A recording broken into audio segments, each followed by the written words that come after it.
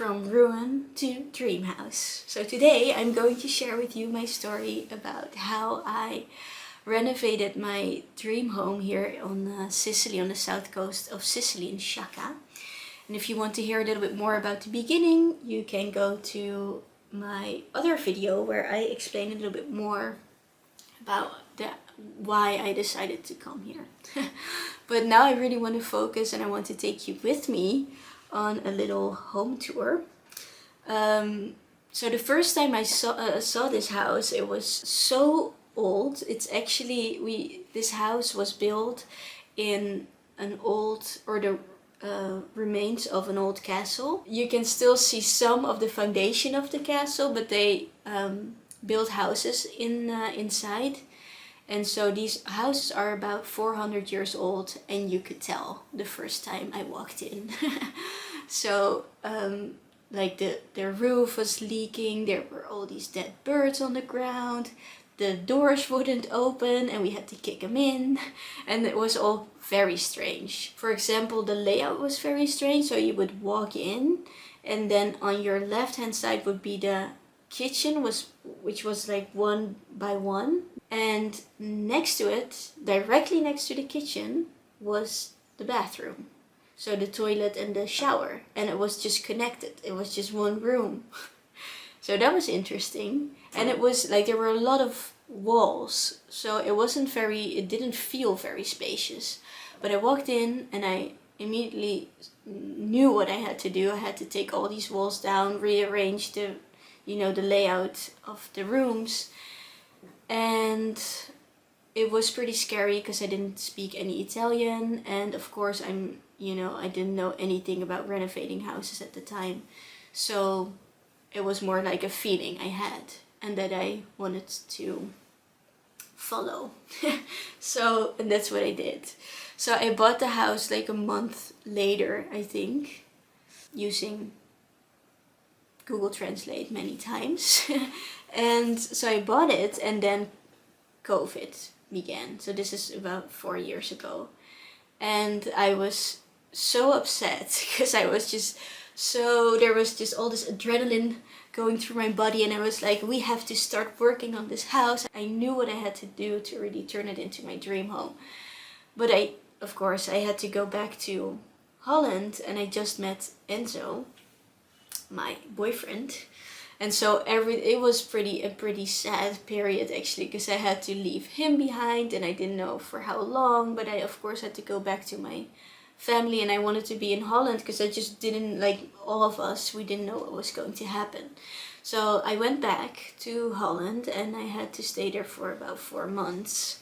And then on the first day that they told us that the border with Italy was open again, I jumped in the car with my dad and we just drove from Holland to Sicily. And it was the strangest experience because there was nobody on the road. And then we took the ferry, went to Italy or to Sicily, and it was such a, I couldn't believe that we could actually cross, and that I was finally back in Sicily. So happy. And I still didn't speak any Italian, and I had to meet my parents-in-law one night. And so I went. It's already a little bit awkward, right, when you're meeting your parents-in-law, but it's even more awkward if you don't speak any Italian. But luckily Sicilians, as we know, they talk with their hands, and they are just the most sweet and social people, I think, on the whole planet. So it was a very, very, very nice evening. And I discovered that my father-in-law was a contractor. And I was still searching for somebody, of course, to help me renovate this house. And my dad came, like I said, so he was already ready to go, which was great. And then Enzo's dad joined us as well. So we were in 3, and then Michele, Enzo's dad, he brought another friend. So we were in 4, and Enzo was still working in the bar where we met on the beach. So it was for the whole summer. And he didn't have a day off, so it was just the 4 of us. And we started working, and it was June, so we were started working in 30 degrees Celsius, and that was very, very hot. Maybe even more, maybe 35, I think, or it felt like 35. And yeah, it was great because I got a hammer and I could hammer all the walls down the first day, so it already made a huge difference because all these walls came down, which was great. And I really felt like I made the right decision, luckily. But it was such a strange experience because it was the first time, and I had, like, my intuition is almost always pretty clear. But it's still like it's a house, and I had all my savings I put into this house and the renovation, so you just hope for the best. But yeah, it was just a very, very nice time, and we did it for half a year every day. We were working, and because I live in this little square which used to be the castle, there is this arch, and it's very narrow, so it's very hard for like trucks or any like bigger vehicles to enter. So if you have all this stuff, like if a wall, I didn't know one wall could make such a chaos because it's so much material that is on the floor at a certain point, and that material has to go out. But if there's no truck, it means that in 35 degrees you get a little bucket and you have to do this one by one. You have to get rid of all that stone, and these are like stones like this because the house is for 100 years old. So we renovated it, and we did a lot of stuff ourselves, or we did everything ourselves, but I mean, there was one professional, which was Michele, and then I did a lot of stuff like painting, of course, and just help, making cement and being a little helper. But that was just the best. It was such a nice experience to really get to know the way they construct the houses here for 100 years ago. And for me it was very, very important to make it feel modern and luxurious, but without having to lose the character and the origins of this house.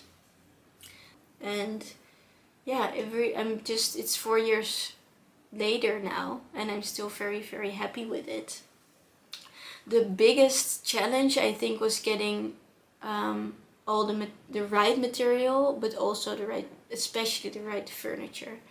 That was so hard and so disappointing, because I really didn't want to take stuff from Holland and get it, because it's just a very big and complicated operation if you want to get all your furniture from Holland. But in the end I did, because I just wanted to get as much second-hand stuff, and that's not like, it's just Sicilian culture does not go with second-hand shops. So they either have an antique shop where you have stuff like a table that is 700 euros and it's not that nice, and it's very, I don't know, like with the curls and the gold and stuff, not my thing.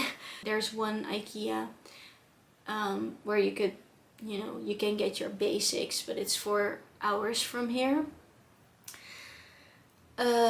So in the end I decided to go thrift shopping in Holland again, and I did, and it was actually very nice, and I got everything that I wanted, even though it was a little bit disappointing that I couldn't get it here. And again, my mom, the sweetest mom in the world, she and I rented a really big van and drove down with all the furniture. And then the house, of course, really came together. But I found one shop which is pretty close to Shaka, and there I found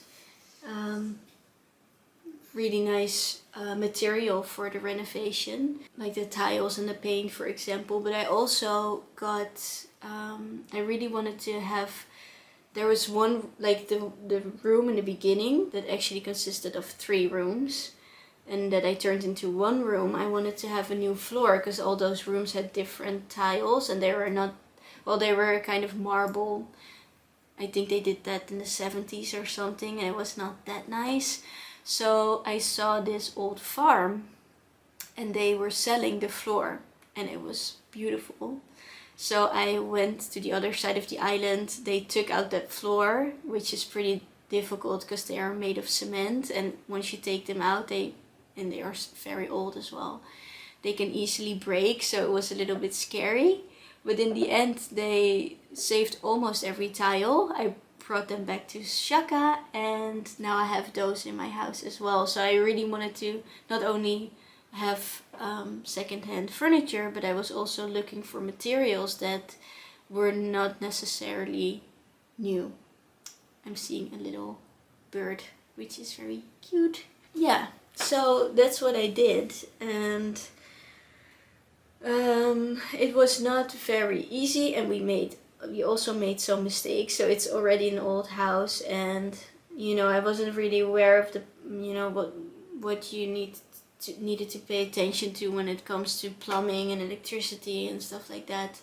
So there are some small details that I would have done differently, but in the end it's really my dream home, and it's the first project that I worked on for you know, renovating, and it taught me a lot, and it made, you know, it was the basis for me to start exploring more about these old houses and how to renovate them and interior design and everything. And yeah, then we have these great neighbors. It was so nice. They would come in every day and bring coffee, and they are all quite old, and they're so sweet, and I still you know, love my neighbors. I'm now looking at the house of my neighbor who has her balcony right there, and she is 86, and every time I hang my laundry, she gives me tips on how to hang them so they dry faster, for example. And she asked me when we get married, she asks that every day, and she asks why I work with a camera or with a laptop, and she doesn't she doesn't understand that that can be a job, which is all so nice. And yeah, it was great. The one thing that was difficult was that I told you I was helping my dad and Enzo's dad with the renovation for half a year, and I had these overalls, and you know, stuff that in Holland is very normal is very strange here. So I got a lot of comments, and my dad got a lot of comments. People even got angry with my dad because I was working in, you know, helping with the renovation, because they were like, what kind of dad are you that you're like letting your daughter, your girl, work here in the house? And they, you know, they didn't really agree, which was my first introduction to Sicilian and Italian, or maybe more Sicilian culture, and something that I had to get used to. But I will get into that in another video, because it's pretty interesting. Like, it's such a, you would think Sicily is in Europe and it's, you know, pretty close by, but it was a real culture shock, even though I love it here. But things are so different, and you really have to be prepared for that. But I'll get into that in the next video. So I hope you like this. If you have any questions on renovation or moving to Italy, please leave your question in the comments below, and subscribe and like this video if this helped you, and I would love to hear from you, and I see you in the next video. Ciao, ciao!